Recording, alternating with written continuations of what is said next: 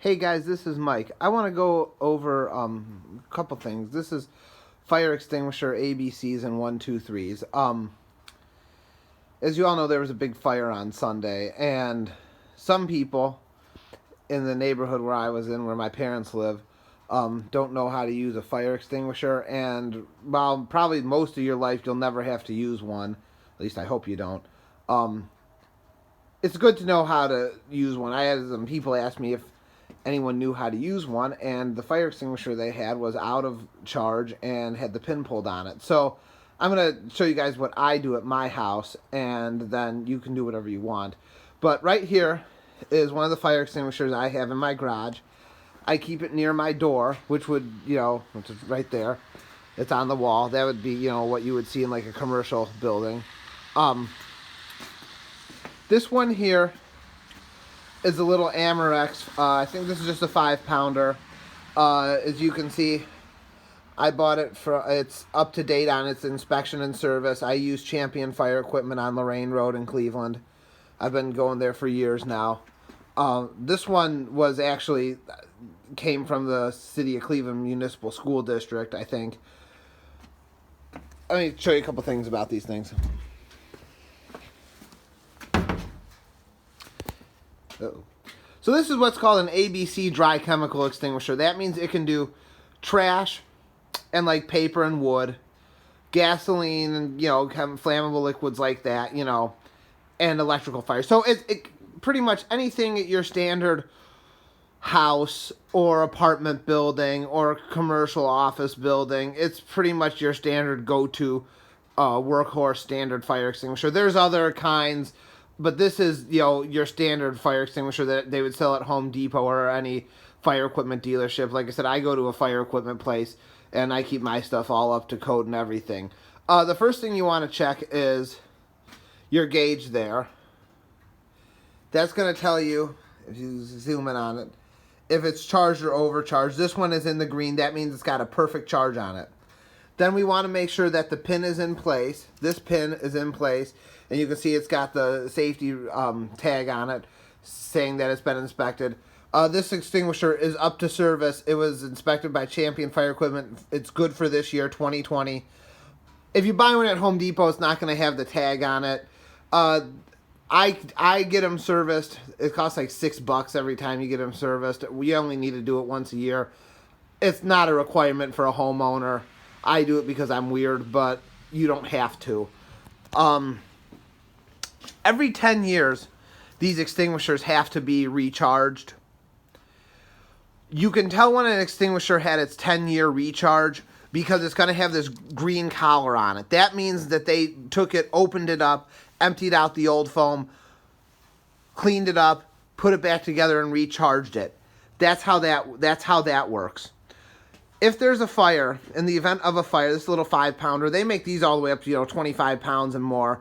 I have, as far as where I keep them in my house, I have one in my kitchen underneath the sink. That one was last serviced in 2016. I forgot to it's been a couple years since I took it in, but it's got a 2016 tag on it. This one is in the garage near the door. That's got a 2020 tag on it. Then I have another one upstairs in my bedroom, and I'm looking to get more.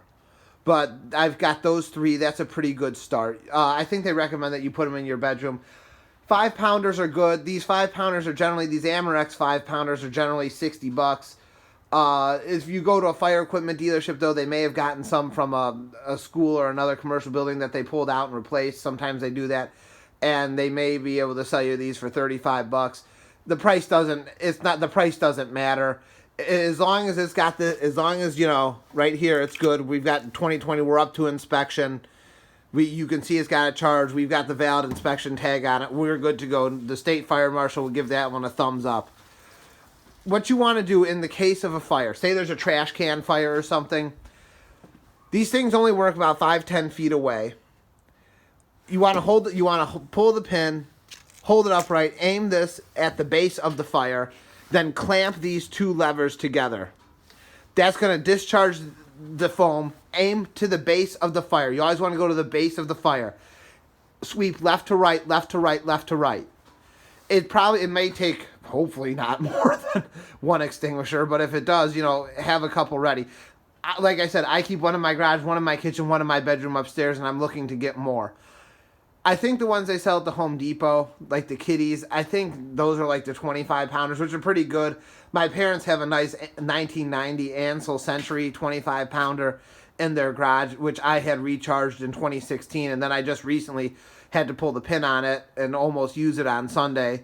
So I had that taken in for service on Monday when I picked these up too. So that one's up to inspection for 2020. So that's how that works. You aim at the base of fire left to right. And generally, you know, if as long as it's a small trash can fire or something, that should help. Or a piece of tree limb or something catch on fire. You never know. You never know. The life you save the life and property you save may be your own. You never know. It pays. They're not that expensive. It pays to have them around. You know, it pays to, even if you don't take them somewhere, you don't have to. There's no, well, for a commercial building, they have to be inspected. For a household, you don't have to get them inspected. But you should at least look at it once a year and just familiarize yourself with the operation of it. They have the instructions right here. Pull pin. You know, he's got 2 meters right there, or 8, or what does he say, 8 feet. Aim at base of fire, squeeze, and sweep side to side. And then, you know, let it go. So that's a little bit of fire extinguisher ABCs and 1, 2, 3s. Like I said, this is an ABC dry chemical. You know, right there on the side. A meaning trash, wood, paper, liquids. You know, that's cooking oil, stuff like that. And then electrical stuff.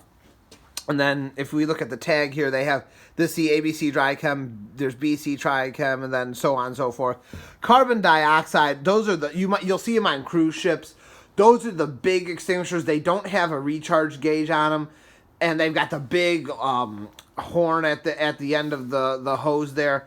Those are found on very common on cruise ships, and the carbon dioxide takes the air away and the oxygen away, and that's how the fire doesn't go.